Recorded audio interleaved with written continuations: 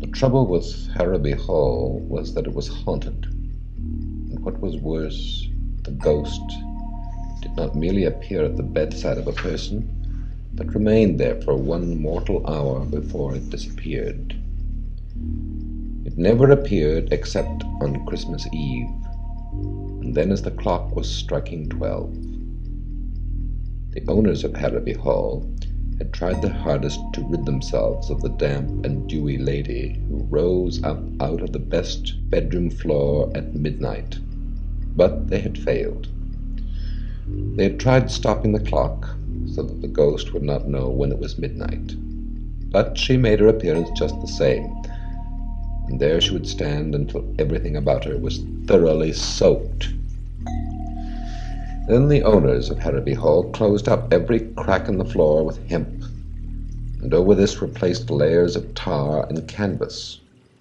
The walls were made waterproof, and the doors and windows likewise, in the hope that the lady would find it difficult to leak into the room. But even this did no good. The following Christmas Eve, she appeared as promptly as before, and frightened the guest in the room quite out of his senses by sitting down beside him and gazing with her cavernous blue eyes into his. In her long bony fingers bits of dripping seaweed were entwined, the ends hanging down, and these ends she drew across his forehead until he fainted away. He was found unconscious in his bed the next morning, simply saturated with seawater and fright. The next year, the master of Harrowby Hall decided not to have the best spare bedroom opened at all, but the ghost appeared as usual in the room. That is, it was supposed she did, for the hangings were dripping wet the next morning. Finding no one there, she immediately set out to haunt the owner of Harrowby himself. She found him in his own cozy room, congratulating himself upon having outwitted her. All of a sudden, the curl went out of his hair, and he was as wet as if he had fallen into a rain barrel. When he saw before him the lady of the cavernous eyes and seaweed fingers, he too fainted, but immediately came to, because the vast amount of water in his hair trickling down over his face revived him. Now it so happened that the master of Harrowby was a brave man. He intended to find out a few things he felt he had a right to know. He would have liked to put on a dry suit of clothes first, but the ghost refused to leave him for an instant until her hour was up. In an effort to warm himself, he turned to the fire. It was an unfortunate move because it brought the ghost directly over the fire, which immediately was extinguished. At this he turned angrily to her and said, "Far be it from me to be impolite to a woman, madam, but I wish you'd stop your infernal visits to this house. Go sit out on the lake if you like that sort of thing. Soak the rain barrel if you wish, but do not come into a gentleman's house and soak him and his possessions in this way, I beg of you." "Henry Hartwick Oglethorpe," said the ghost in a gurgling voice, "you don't know what you are talking about. You do not know that I am compelled to haunt this place year after year by my terrible fate. It is no pleasure for me to enter this house and ruin everything I touch. I never aspired to be a shower bath, but it is my doom. Do you know who I am?" "No, I don't," returned the master of Harrowby. "I should say you were the lady of the lake." "No, I am the water ghost of Harrowby Hall, and I have held this highly unpleasant office for 200 years tonight." "How the deuce did you ever come to get elected?" asked the master. "Through a mistake," replied the spectre. "I am the ghost of that fair maiden whose picture hangs over the mantelpiece in the drawing-room. But what made you get this house into such a spot?" "I was not to blame, sir," returned the lady. "It was my father's fault.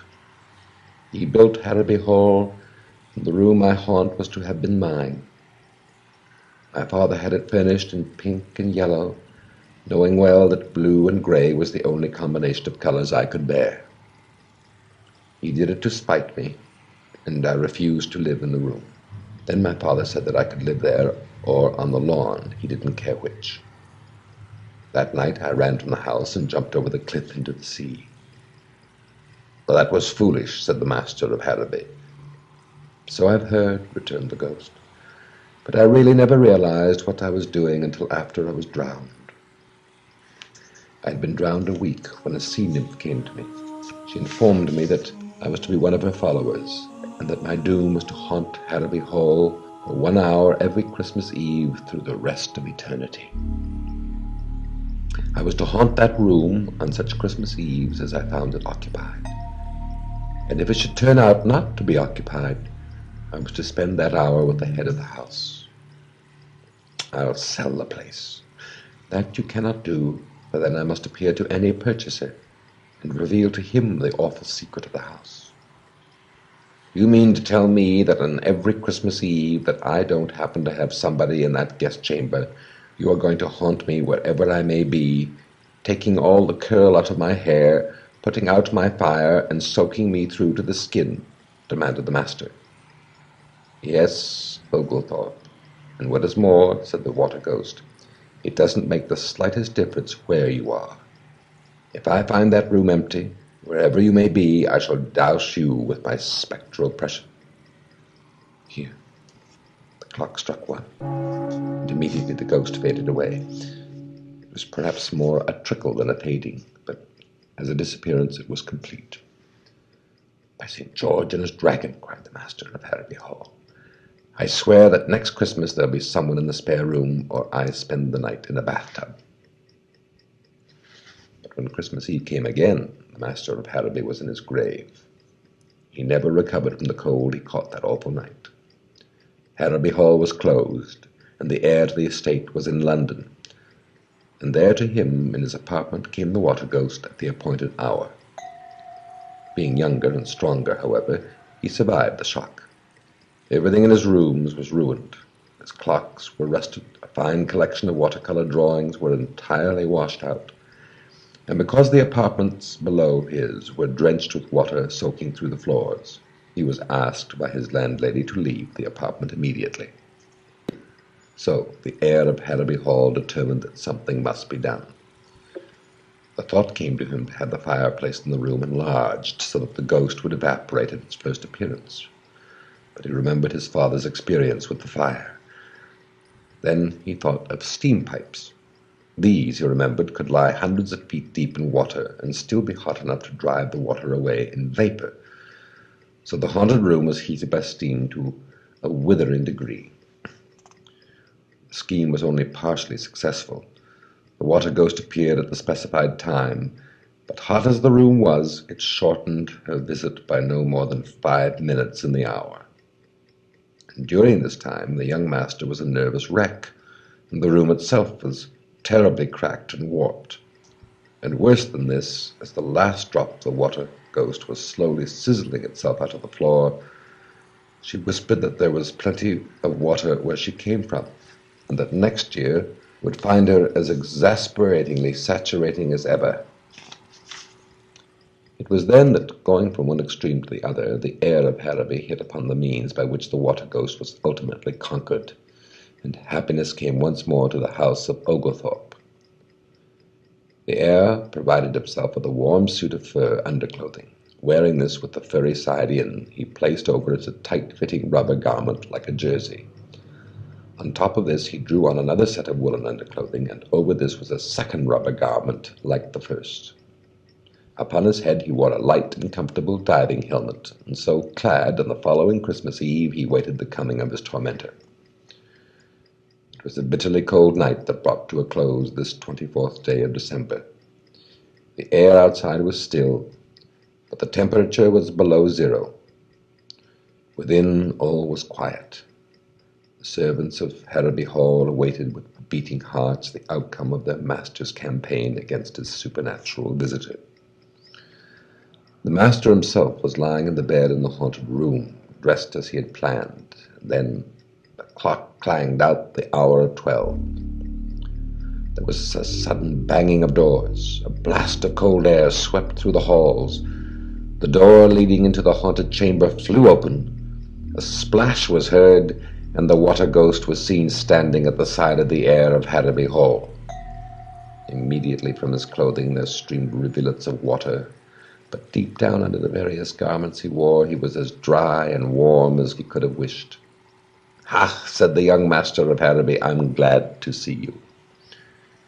"You're the most original man I've met, if that is true," returned the ghost. "May I ask, where did you get that hat?" "Certainly, madam," returned the master, courteously. "It is a little portable observatory I had made for just such emergencies as this. But tell me, is it true that you are doomed to follow me about for one mortal hour, to stand where I stand, to sit where I sit?" "That is my happy fate," returned the lady. "We'll go out to the lake," said the master, starting up. "Oh, you can't get rid of me that way," returned the ghost. "The water won't swallow me up. In fact, it will just add to my present bulk." "Nevertheless," said the master firmly, "we will go out on the lake." "But, my dear sir," returned the ghost, "it is fearfully cold out there. You will be frozen hard before you've been out 10 minutes. "Oh, no, I'll not," replied the master. "I am very warmly dressed. Come." This last is a tone of command that made the ghost ripple, and they started. They had not gone far before the water ghost showed signs of distress. "You walk too slowly," she said. "I am nearly frozen. I beg you hurry." "I should like to oblige you, lady," returned the master courteously, "but my clothes are rather heavy, and 100 yards an hour is about my speed. Indeed, I think we had better sit down here on this snowdrift and talk matters over." Do not do so, I beg," cried the ghost. "Let us move on. I feel myself growing rigid as it is. If we stop here, I shall be frozen stiff." "That, madam," said the master slowly, seating himself on an ice cake, "that is why I have brought you here. We have been on this spot just 10 minutes. We have 50 more. Take your time about it, madam, but freeze. It is all that I ask of you." "I cannot move my right leg now," cried the ghost in despair, "and my overskirt is a solid sheet of ice. Oh, good, kind Mr. Oglethorpe, light a fire, and let me go free from these icy fetters." "Never, madam, it cannot be. I have you at last." "Alas," cried the ghost, a tear trickling down her frozen cheek, "help me, I beg, I congeal." "Congeal, madam, congeal," returned Oglethorpe coldly. "You have drenched me and mine for 200 years, madam. Tonight you have had your last drench." "Ah, but I shall thaw out again, and then you'll see, instead of the comfortably warm, genial ghost I have been in the past, sir, I shall be ice water," cried the lady threateningly. "No, you won't either," returned Oglethorpe. "For when you are frozen quite stiff, I shall send you to a cold storage warehouse, and there shall you remain an icy work of art forevermore." "But warehouses burn." "So they do, but this warehouse cannot burn.